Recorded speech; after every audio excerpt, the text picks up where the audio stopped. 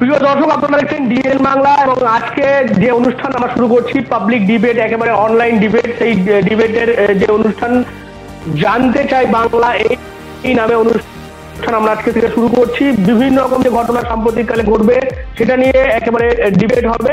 এবং আজকে যে ঘটনা আপনারা জানেন গোটা রাজ্য জুড়ে তোলপাড়, এই আরজি করের যে ঘটনা, সেই ঘটনা নিয়ে আজকে ডিবেট। এবং আজকে আমাদের সঙ্গে যেমন রাজনৈতিক দলের প্রতিনিধিরা রয়েছে, তার পাশাপাশি কিন্তু রয়েছেন আইনজীবী এবং ডাক্তারবাবুরাও। এই সমস্ত যারা রয়েছে তাদের সঙ্গে আমরা কথা বলবো। আগে যে আপডেট এখনো পর্যন্ত এই ঘটনা রয়েছে, আপনারা জানেন এই যে ঘটনা, সেই ঘটনা ইতিমধ্যেই হাইকোর্ট থেকে সুপ্রিম কোর্টে চলে গিয়েছে।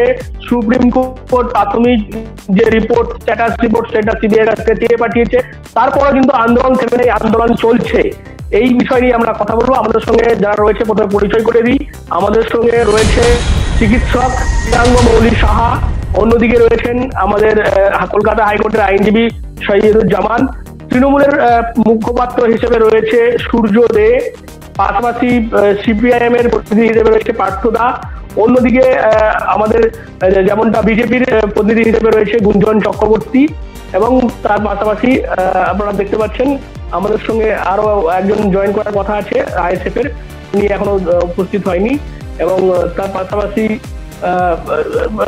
যারা রয়েছে তাদের সঙ্গে আমরা কথা বলবো। প্রথমে আমি এই যে বিষয়, সেই বিষয় নিয়ে প্রথমে আমি চলে যাবো আইনজীবী সৈয়দুজ্জামানের কাছে।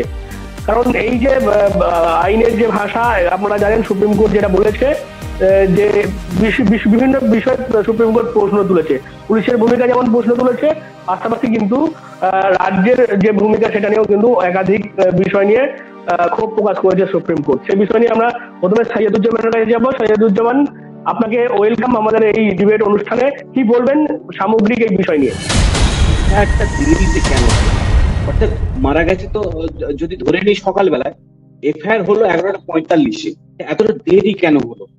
দ্বিতীয়ত হচ্ছে প্রিন্সিপালের ভূমিকাটা কি ছিল যখন থেকে মারা যায়? ওটা তো একটা হসপিটাল, একটা পাবলিক প্রপার্টি, একটা পাবলিক অফিস, একটা সেখানে যে অ্যাডমিনিস্ট্রেশন আছে তার হেড হচ্ছে প্রিন্সিপাল, তার ভূমিকাটা কি ছিল সেটা নিয়ে একটা বড় প্রশ্ন ছিল। তারপরে হচ্ছে প্রথম কে ফোন করে জানায় এটা আহত, এইটা সব থেকে বড় প্রশ্ন। কে ফোন করে জানাচ্ছে সেটা কিন্তু এখনো জানা যায়নি, সুপ্রিম কোর্টের একটা বড় একটা প্রশ্ন। এবং সবচেয়ে উদ্বেগের বিষয় যেটা হচ্ছে সেটা হচ্ছে ভিকটিমের ছবি, নাম, ঠিকানা, এইগুলো বিভিন্ন সোশ্যাল মিডিয়া সাইট বলুন বা কারোর ফেসবুকে অ্যাকাউন্ট বলুন, এইভাবে ভাইরাল হয়েছে। এটা একটা উদ্বেগের। এই ধরনের ভিকটিমের নাম, পরিচয় সম্পূর্ণরূপে গোপন রাখা হয় এবং কোর্টের অর্ডারেও তার রিফ্লেকশন থাকে না, তার নাম থাকে না, এক্স বা এরকম ধরনের একটা তার ঠেকে দেওয়ার জায়গা থাকে একটা। এবং একটা সবচেয়ে বড় অবজারভেশন হচ্ছে যে চিকিৎসকদের সার্বিক নিরাপদ, অর্থাৎ যারা মানুষকে স্বাস্থ্য পরিষেবা দেবে তাদের কাছে মানুষ স্বাস্থ্য পরিষেবার জন্য ছুটি টাকি থেকে বড় বিষয়ে ছুটে যাবে, তাদের সার্বিক নিরাপত্তার বিষয় এটা খুব উদ্বেগ জানিয়েছে মহামান্য সুপ্রিম কোর্ট। এবং সিবিআই যে এই যে টেক ওভার করেছে অনারেবল হাইকোর্টের নির্দেশের পরে এই মামলাটাকে, এবং সেই মামলাটাতে এখনো পর্যন্ত কতটা হয়েছে, কতটা সে এগোতে পেরেছে মামলাতে, সেই জন্য বৃহস্পতিবারের ভেতরে রিপোর্ট করেছে। এবং যেটা দেখা যাচ্ছে যে এই যে একটা জুনিয়র ডাক্তারবাবুদের ওপর আক্রমণ, এবং সবথেকে বড় কথা দেখুন, আন্দোলন চলছে, ঘটনা ঘটার পর আন্দোলন চলছে আরজি করে, এবং তারপরে একটা হিউজ মানে হাজার হাজার লোকের একটা রাতের বেলায় আক্রমণ হয়ে গেল। তো এটা একটা ন্যাশনাল ইন্টারেস্টের ব্যাপার, এটা একটা সার্বিক নিরাপত্তার ব্যাপার। তো এই যে ডাক্তারবাবুদের যে নিরাপত্তার ব্যাপারটা আছে, এর জন্য একটা কাজ হয়ে যাচ্ছে যে এরকম ঘটনা ঘটতে পারে কোন জায়গায়, বিরল থেকে বিরলতম ন্যাশনাল ইস্যু হয়েছে জাতীয় স্তরে। এবং সেই কারণে কিন্তু জানতে চাই বাংলা যে কবে দোষীরা শাস্তি পাবে। এবার আমরা চিকিৎসকের কাছে চলে আসবো। আমাদের সঙ্গে বিশিষ্ট চিকিৎসক রয়েছেন ডক্টর মৃদাঙ্গ মৌলি সাহা। ডাক্তারবাবু, কি বলবেন? আপনারা আন্দোলন করছেন, আপনারা নেমেছেন পথে, আমরা দেখেছি। তার পাশাপাশি আপনাদের নিরাপত্তার জন্য সুপ্রিম কোর্টও কিন্তু ভালো পর্যবেক্ষণ করেছে এবং টাস্ক ফোর্স গঠন করছে। কিভাবে দেখছেন বিষয়টাকে? সুপ্রিম কোর্টের যে পর্যবেক্ষণ, খুব ভালো পর্যবেক্ষণ, যে টাস্ক ফোর্স গঠন, সেটা আরো আগেই দরকার ছিল। তো যাই হোক, এই ঘটনার পরিপ্রেক্ষিতে হয়েছে।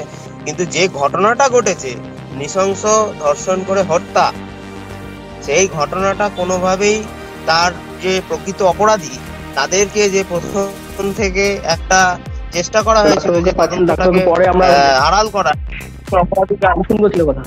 তাদের সেই শোনা যাচ্ছে? আমার কথা কি শোনা যাচ্ছে? তো তাদের যে আড়াল করার যে চেষ্টা সামগ্রিকভাবে একটা হয়েছিল, সেই ক্ষেত্রে আমার যেটা ব্যক্তিগত ধারণা যে একটা সরকারের যে দায়িত্ব পালন করতে কিন্তু সরকার ব্যর্থ হয়েছে। নাগরিকদের সুরক্ষা দেওয়া হচ্ছে সরকারের কর্তব্য। সেই করতে গিয়ে সরকারের কোথাও একটা যেন ভূমিকার এক্ষেত্রে বড় গাফিলতি ধরা পড়েছে, যে তারা সুরক্ষা তো দিতেই পারেনি, নাগরিককে ধর্ষণ হয়ে খুন হতে হচ্ছে, এবং এটা খুব নিন্দনীয় ব্যাপার।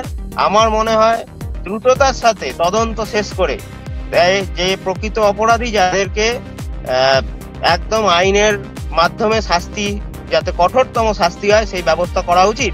এবং দ্বিতীয়ত, এই যে প্রতিবাদ তো হবেই। আজকে কিন্তু প্রতিবাদ হওয়া সত্ত্বেও সিনিয়র ডাক্তাররা সমস্ত হাসপাতালের কাজ চালিয়ে যাচ্ছেন। প্রতিবাদ তো যেটা হয়েছে, যে নৃশংস ঘটনা ঘটেছে, তার প্রতিবাদেরও কিছু কিছু জায়গায় যে গলা টিপে ধরার চেষ্টা করছেন প্রশাসন তার প্রশাসনিক ক্ষমতাকে প্রয়োগ করে, সেটাও ইমিডিয়েট বন্ধ হওয়া উচিত।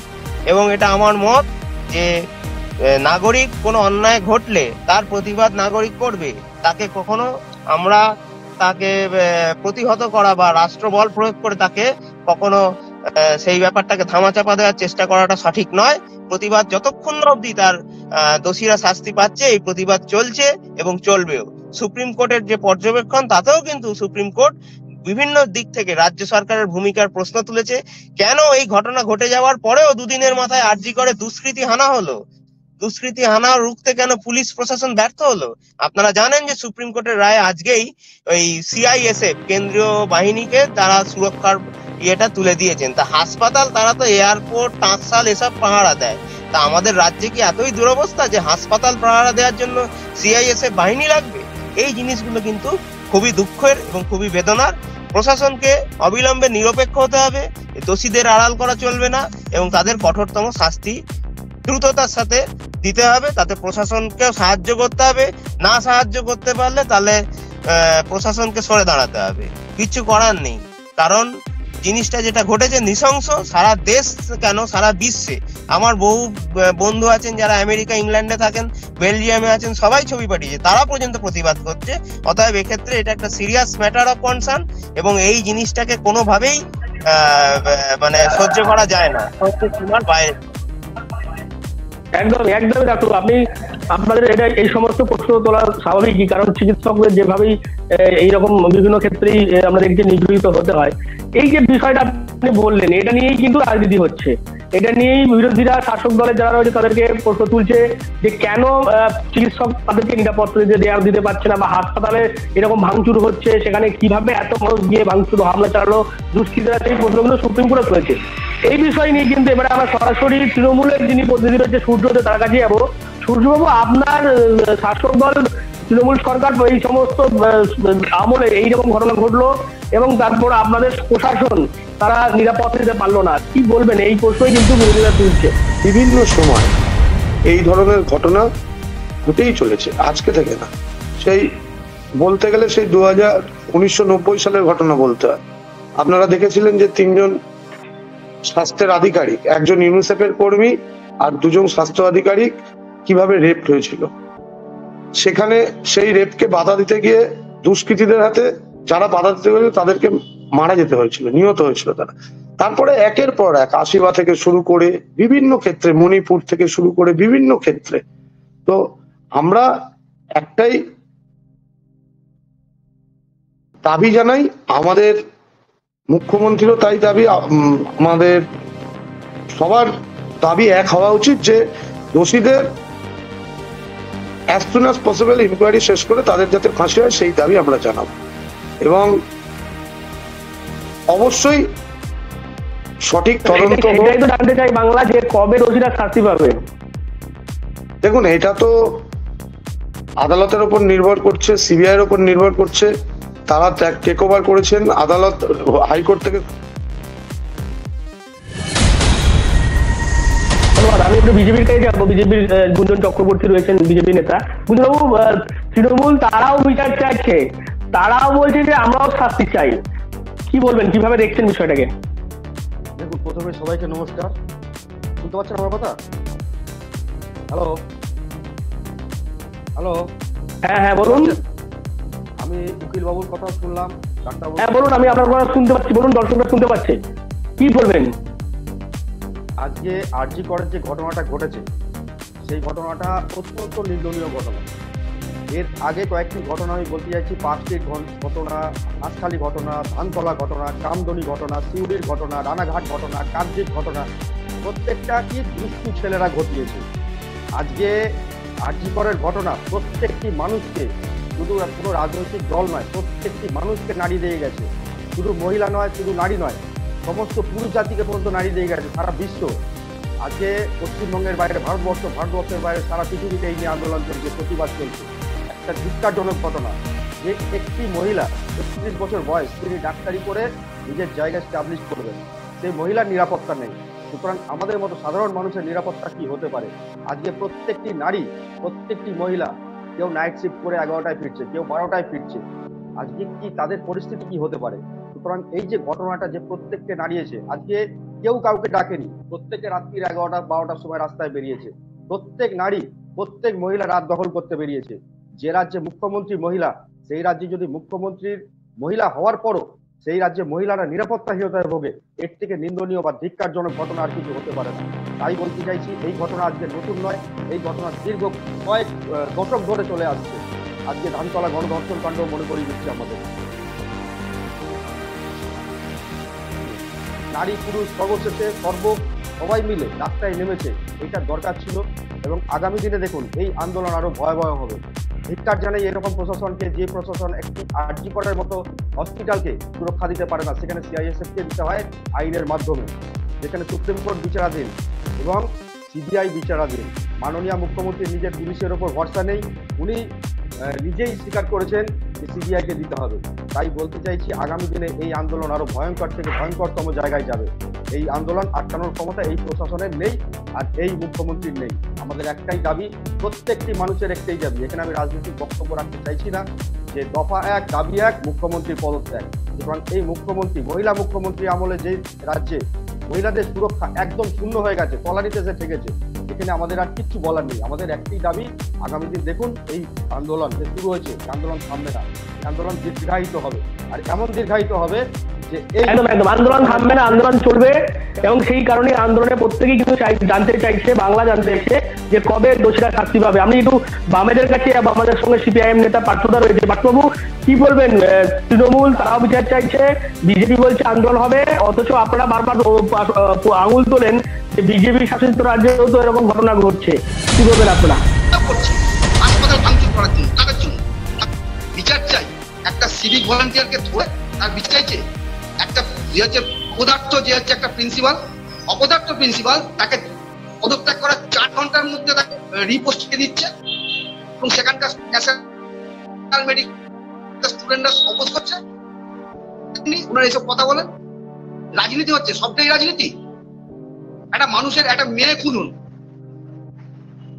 একটা মেয়েকে নৃশংসভাবে ধর্ষণ, কেন? আমরা এই কেন বিচার চাইছি। গোটা রাজ্য আড়াল করা হচ্ছে প্রশাসনের তরফ থেকে। অডিও আসুক, আমরা তার আগে একবার যাবো সূর্যদেবে যাবো, তৃণমূল নেতা সূর্যদেব। সূর্যবাবু, কি বলবেন? বিজেপি বলছে আপনাদের এই রাজ্যে কোনো সুরক্ষা নেই। আমি ফার্স্টেই বলেছি যে এই যে ঘটনা, এই ঘটনা নিয়ে রাজনৈতিক বক্তব্য রাখার মতো মানসিকতা আমাদের নেই। সকলের একটাই স্বর, জাস্টিস ফর আরজি কর। এটা হচ্ছে প্রথম আমাদের স্লোগান, সারা ভারতবর্ষের স্লোগান, সারা বাংলার স্লোগান। উনি বলেছেন মুখ্যমন্ত্রীর পদত্যাগ দাবি করছেন। আমি 4টে প্রশ্ন, বিজেপির প্রতিনিধি আছেন, সিপিএম এর প্রতিনিধি রয়েছেন, আমি 4টে প্রশ্ন করি। যখন বানতলায় ঘটনা ঘটেছে, যখন মণিপুরে আরজি কর ঘটনায় নাম করা যেহেতু বারণ, তার বাবা মা একটি স্টেটমেন্ট দিয়েছেন, আমার কাছে আছে এবং অবশ্যই সোশ্যাল মিডিয়াতে আছেন। তারাও বলেছেন যে আমাদের মুখ্যমন্ত্রীর ওপর ভরসা ছিল এবং 100% ভরসা আছে, এই কথা বলেছেন, 100% মেনশন করে বলেছেন, এবং কলকাতা পুলিশ কমিশনারের ওপর আমাদের ভরসা আছে। শুনুন, এইটা নিয়ে রাজনীতি করে রাজনৈতিক রং লাগিয়ে, আমরা তো দেখেছি সেদিন আন্দোলনের সময় আরজি করের সামনে যখন কোন নেতৃত্ব ঢুকেছেন কোন পলিটিক্যাল দলের, সেখানে লাল পতাকা উড়েছে। এটাকে আমার একটাই অনুরোধ, আমি জানি না এটা কতজন দেখবে এই লাইভটা, আমি সবার কাছে একটাই অনুরোধ করব, পসিবল শাস্তি হোক, ফাঁসি হোক, সেই ফাঁসির দাবিতে তিনি মিছিল করেছেন। এই ধরনের ঘটনার জন্য মুখ্যমন্ত্রীকে পদত্যাগ করতে হবে। যারা বলছেন যদি তাদেরকে আমি কাউন্টারে আক্রমণ করি, সেটা রাজনৈতিক রং, ছোট ঘটনা নয়, বিভিন্ন মণিপুরের ঘটনা, মণিপুরের ঘটনা বুঝেছি। মানে বিষয়টা হচ্ছে যারা বলছে সেখানে আমি গুঞ্জন চক্রবর্তীকে যাবো, আপনারা এই বাংলার মুখ্যমন্ত্রী পদত্যাগ চাইছেন, সেখানে তৃণমূল নেতা সূর্যর যেটা বক্তব্য আমি বুঝতে পারছি, আপনাদের যখন বিজেপি শাসিত রাজ্যে এরকম ঘটনা ঘটে তখন কি আপনার মুখ্যমন্ত্রীরা কখনো যান তাদের বাড়ি থেকে দেখা করেন না, তাদের সঙ্গে সমবেত জানান? তখন কি হ্যাঁ, এটাই গুঞ্জন বাবুর কাছে উত্তর আমি চাইবো। গুঞ্জন বাবু কি বলবেন এটা নিয়ে? আমার বলা হয় যখন আমাদের পশ্চিমবঙ্গে যখন কোনো ঘটনা ঘটে, উত্তরপ্রদেশ দেখানো হয়, মণিপুর দেখানো হয়, হয়তো আমেরিকায় চলে যেতে পারে, ব্রাজিলে চলে যেতে পারে, কিন্তু আমরা আমাদের পশ্চিমবঙ্গকে দেখি। আর উত্তরপ্রদেশের কথা বলবেন, সকালবেলা বাড়ির সামনে বুলডোজার দাঁড়িয়ে থাকে।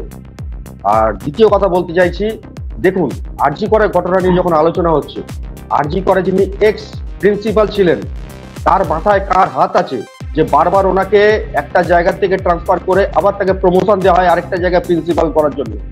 সুতরাং এটা ছোট্ট একটা ঘটনা নয়, আর ডাক্তারের শুধু নিজস্ব ঘটনা নয়, এর মাথায় কে কে জড়িত আছে এবং আমরা সবাই জানি যেটা একজনের ঘটনা নয়, এক বা একাধিক জনের ঘটনা।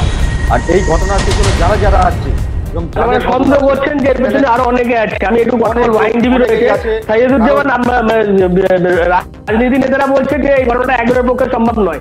আপনি একজন আইনজীবী হিসেবে কি মনে করছেন? আপনি তো এর আগে অনেক মানে মামলা করেছেন বা মামলা শুনেছেন, দেখেছেন কেস। আরজেডির একটা বিধায়ক ছিল বড়বাজার থেকে, পরবর্তীতে তৃণমূলে জয়েন করে। তো তার ছেলে একটা সেনাকর্মীকে ভোরবেলায় মত অবস্থায় মেরে দেয়, তার ছেলেও কিন্তু এমন কিছু শাস্তি পায়। তো আবার এইটাতে আছে মুখ্যমন্ত্রী যার পাশে দাঁড়িয়েছেন সে কতটা শাস্তি পান সেটা দেখার বিষয়। কিন্তু আইনি দিক যে ক্রাইম সিনটা হয়েছে, ক্রাইম সিনটা কি, যে নির্যাতিতার হাতে আঙুলের ফাঁকে কিছু ব্লাড সেল পাওয়া গেছে। ইনকোয়েস্ট রিপোর্ট যেটা বলছে, মেডিকেল স্টুডেন্ট যারা আমরা দেখা যাচ্ছে যে মানে কলার কাছে কলার বোন, এই কলার বোন ফ্র্যাকচার হয়েছে। এটা না অনেকটা রডের মতো, লোহার রডের মতন অনেকটা, মানে খুব শক্ত আর কি, এটা সহজে ভাঙে না। ডাক্তারবাবু আছেন এখানে, এইটা ভেঙেছে। অর্থাৎ কোনো একটা ব্যাপার না, মানুষের ব্যাপার, এই ধরনের জিনিস অন্তত মানে সহজে হতে পারে না এই ধরনের, অর্থাৎ একজনের দ্বারা এই কর্ম হতে পারে না। এবং এই যে সম্পূর্ণ যে ক্রাইম সিনটা যেটা দেখা যাচ্ছে যে আপাত দৃষ্টিতে, এটা শুধু একজন সিঙ্গেল লোকের পক্ষে কোনোভাবেই সম্ভব নয়। এবং ঘর ভর্তি অজস্র চুল পাওয়া গেছে, অর্থাৎ তাকে চুলের মুঠি, এমনও হতে পারে তাকে চুলের মুঠি ধরে ঘোরানো হয়েছে, মারা হয়েছে। তো একজন এই ময়নাতদন্ত রিপোর্ট অনেকে দেখেছে না, বারবার করতে গিয়ে মানে জানতে চাই এই ঘটনাটা শুধুই কি সন্দেহ নাকি এর পেছনে আরো তো আছে? আপনারা চিকিৎসক হিসেবে কি মনে করছেন?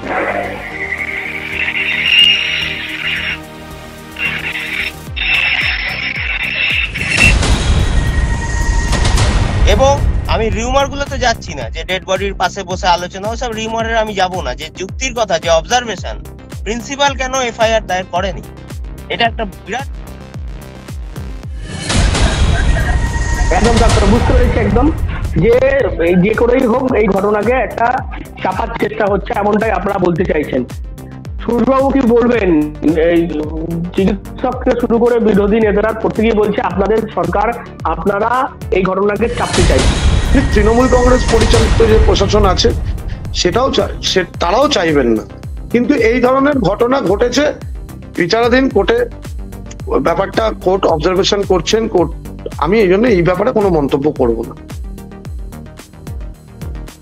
ধন্যবাদ। বুঝতেই পারছি একেবারে মন্তব্য করতে চাইছেন না সুধীরবাবু, এবং যেমনটা আমরা গোটা বিষয় এতক্ষণ যে ডিবেট আমরা প্রায় চালাচ্ছিলাম, প্রায় 8 ঘন্টা হয়ে গেল, যে সেখান থেকে কিন্তু যেটা উঠে আসছে যে বাংলা কিন্তু জানতে চাইছে যে এই শুধু কি সঞ্জয়ই এর পেছনে রয়েছে নাকি এর পেছনে আরো কেউ রয়েছে। রায় দিতে পারেন না, মুখ্যমন্ত্রী শাস্তি দিতে পারেন না। পার্থবাবু রয়েছেন আমাদের সঙ্গে, সিপিআইএম প্রতিনিধি, কি বলবেন?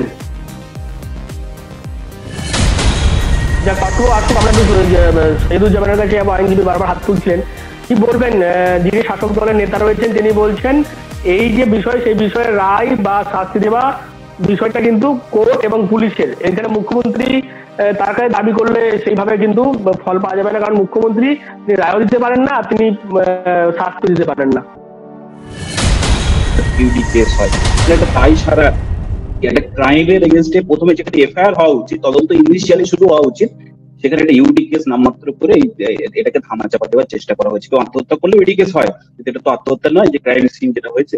তো এটা কি এক্সিকিউটিভ পাওয়ার যার হাতে, তার হাতে তো সবটাই ছিল, পুলিশ ছিল, প্রশাসন ছিল, এবং ওই হসপিটাল মুখ্যমন্ত্রী, নিজের স্বাস্থ্যমন্ত্রী, স্বরাষ্ট্রমন্ত্রী তো দায় উনি নেবেন না তো কে নেবেন এখানে? তো আমরা আইনজীবী থেকেও, আপনারা দেখেছেন দু একদিন আগে আমরা মিছিল করেছি, সমস্ত পক্ষ থেকেও মিছিল করছি। এটা একটা নাগরিক, একটা সার্বিক রাজনীতি রঙের বাইরে প্রতিবাদ। এর প্রতিবাদের ভাষা একটাই, যে আমরা নির্যাতিতার বিচার। একদম একদম আমি বুঝতে পেরেছি। সূর্যবাবু কি বলবেন, দায় তাহলে কে নেবে? আপনি বলছেন ঠিক আছে যে মুখ্যমন্ত্রী শাস্তি দিতে পারেন না, মুখ্যমন্ত্রী রায় দিতে পারেন না, কিন্তু দায়ীটা তো মুখ্যমন্ত্রী যথেষ্ট। স্বাস্থ্যমন্ত্রী তিনি, পুলিশ মন্ত্রী তিনি।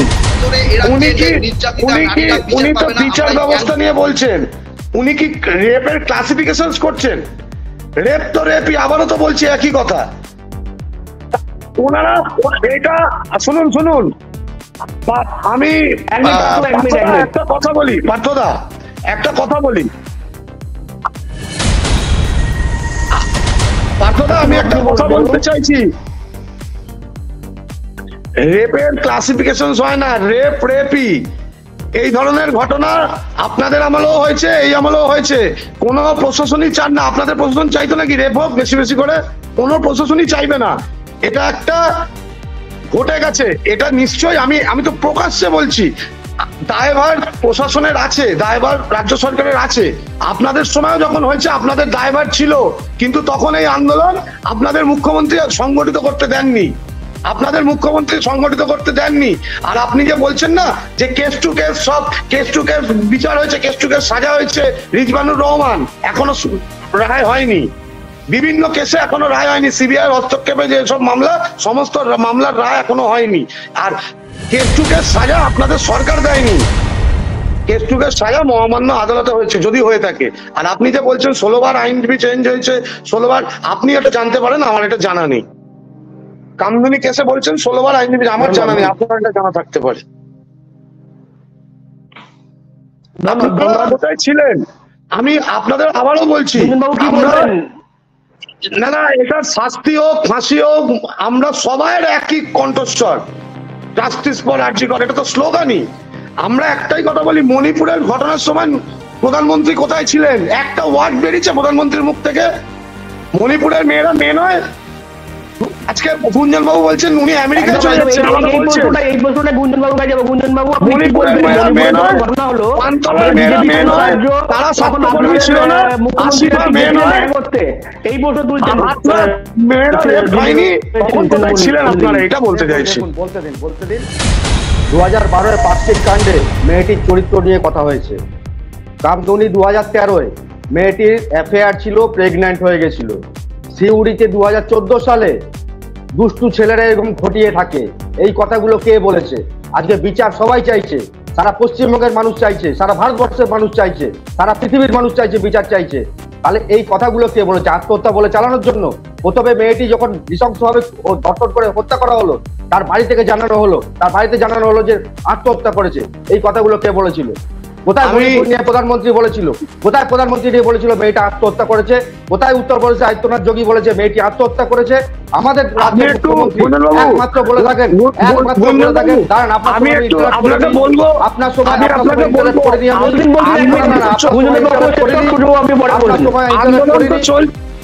আন্দোলন চলবে, আপনারাও করছেন, সাধারণ মানুষ করছে, প্রত্যেকে আন্দোলন করছে, কিন্তু বিচার চায়ের জায়গাটা, বিচার যখন চাইতে হবে, আত্মহত্যা বলে চালালে হবে না। এই যে প্রিন্সিপাল আরজি করের যে প্রিন্সিপাল আছে, তার সঙ্গে কে কে জড়িত আছে?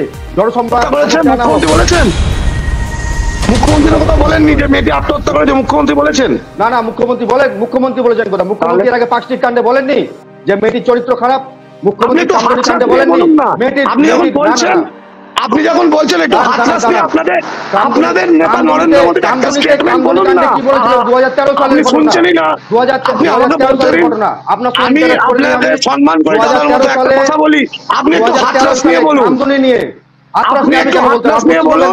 পার্থরা একটু তাপসী মালিক, দেবু মালিক, সুদীপ দত্ত, দেবু মালিকদের নিয়ে বলুন। গুঞ্জন বাবুকে একটু হাতরাস নিয়ে বলতে হবে, গুঞ্জন বাবুকে বলতে হবে নরেন্দ্র মোদী ওনাদের নেতা, দেশের প্রধানমন্ত্রী, তার একটা statement regarding Manipur rape case, মাফ করবেন হাতরাস রেপ কেস, মণিপুরে দুজন নেকেড করে দুজন মহিলাকে রাস্তা দিয়ে ওপেন ঘোরানো হলো, সেই নিয়ে গুঞ্জন বাবুকে একটু বলতে হবে। শুধু আরজি কর নিয়ে বললে হবে নাকি?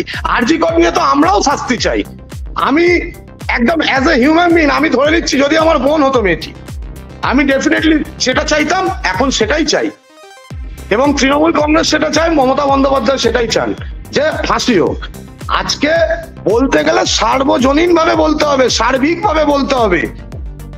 পার্থদাকে বলেছি বানতলা নিয়ে বলতে, পার্থদাকে বলেছি সিঙ্গুর নিয়ে বলতে, আর গুঞ্জন বাবুকে এইগুলো নিয়ে বলতে বলেছি। শুধু আরজিকর নিয়ে বললে হবে? তখন কি এখন আপনারা মুখ্যমন্ত্রীর পদত্যাগ দাবি করছেন? কি বলবেন আপনারা বলেননি জ্যোতিবাবুর পদত্যাগ চাই, তখন আপনারা বলেননি মণিপুরের পদত্যাগ চাই, উত্তরপ্রদেশে পদত্যাগ চাই। আর শুনে রাখুন, বলতে আমাদের দ্বিধাবোধ নেই। গত 4 দিন আগে নির্যাতিতার বাবা মা স্টেটমেন্ট করেছেন যে আমাদের মমতা বন্দ্যোপাধ্যায়ের ওপর 100% ভরসা আছে। আমার কাছে আছে, দেখাবো খুলে।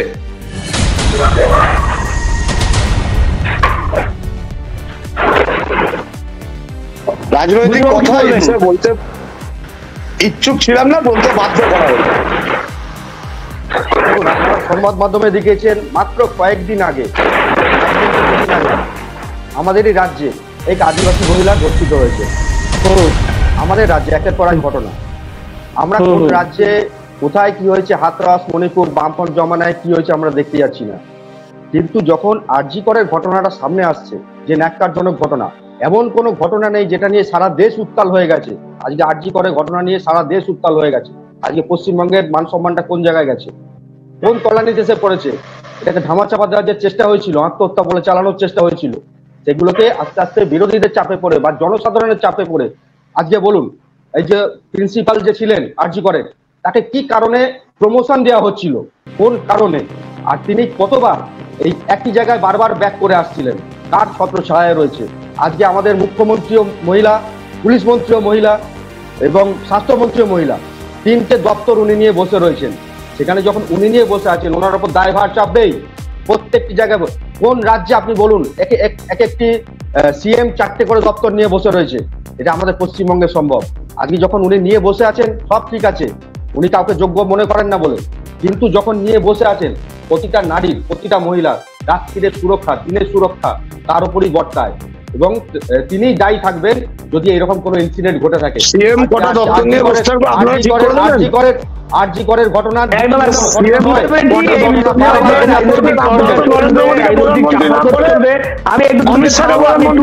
আমাদের চিকিৎসক যিনি ছিলেন, আমাদের ডাক্তারবাবু যদি থাকেন, আমি তার সঙ্গে একটু কথা বলবো, তাকে দিয়ে শেষ করবো।